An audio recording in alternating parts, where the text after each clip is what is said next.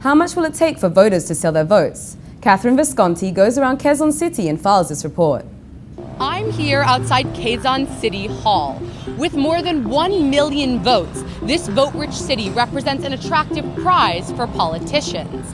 A slim margin of more than 700,000 votes made all the difference in who was elected vice president in 2010. But how valuable are these votes really? I decided to ask residents here outside Quezon City Hall just how much they would sell their votes for.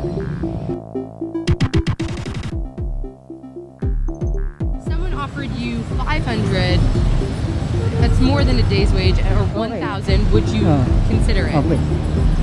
Bakit? Para masuportahan ko rin yung pamilya ko, ganun. Hindi, pag yung 350, hindi pa rin makakasuporta kundi mag-sideline pa kami sa iba.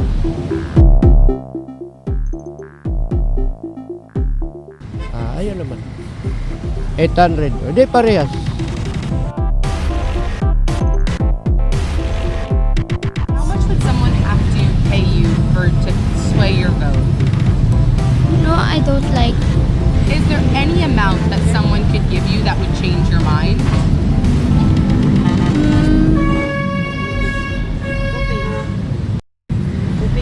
Maybe.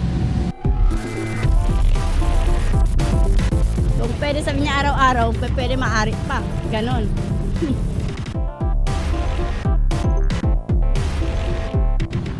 Oo, makakatulong talaga kasi pera pa rin yun eh. Pero hindi nila ako pwedeng makumbinsi kung sinong iboboto ko na kung yung kanilang kandidato iboto porque nagbigay sila ng pera.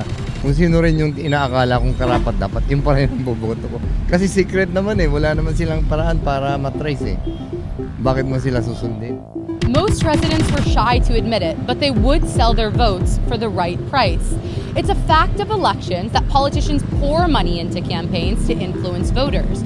The recent U.S. election cost roughly $6 billion, but candidates were forced to buy ads to promote their platforms. The problem with vote buying is that it doesn't force candidates to discuss their ideas. The country can end up with not the best man for the position, but the wealthiest. Catherine Visconti, Rappler, Manila. U.S. Pinoy's for Good Governance Chair, Lloyd Nicholas Lewis, calls China's claim over the South China Sea or West Philippine Sea, quote, irrational. Lewis's group of US-based Filipinos organized a rally last year in front of the Chinese embassy in the US. They also called for a boycott of Chinese products in responses to China's bullying in maritime disputes in the South China Sea.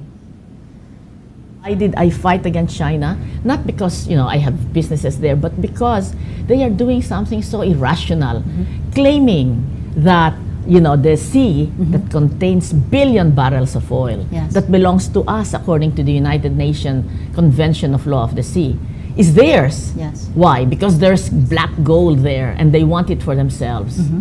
Lewis says their protests send a message they will not take the China maritime dispute lightly.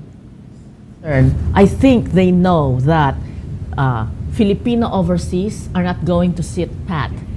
I don't really expect much of the Filipino community in the Philippines because we are so intertwined here with China.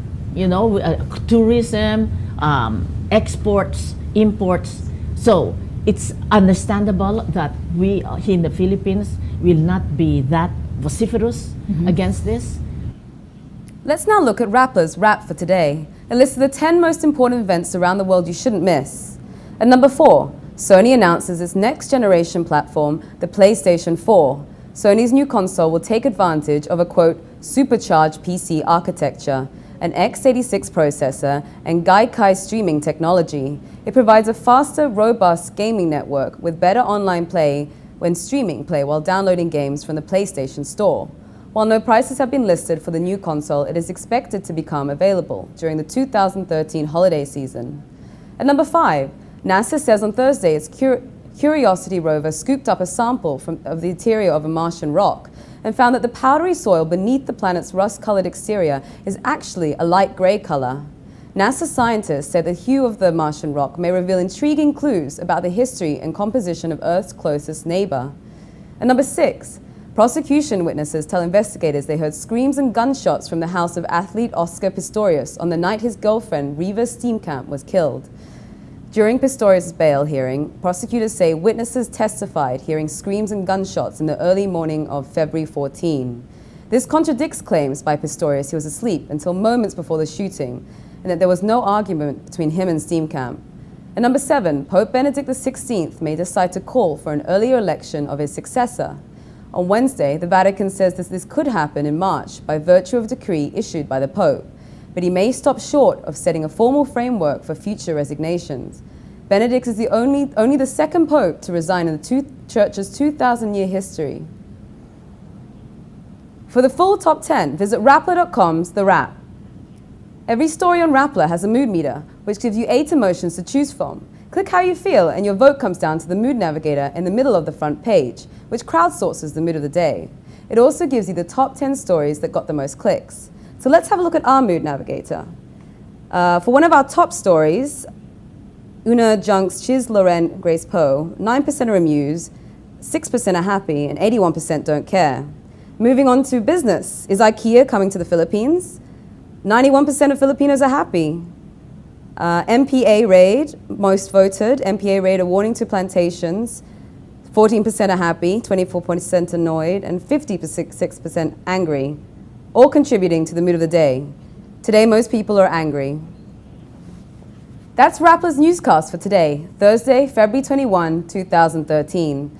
Visit Rappler.com and watch our newscasts Monday to Friday. Tell us how you feel on the mood meter and help us crowdsource the mood of the day. I'm Maya, and as we say at Rappler, tomorrow begins today.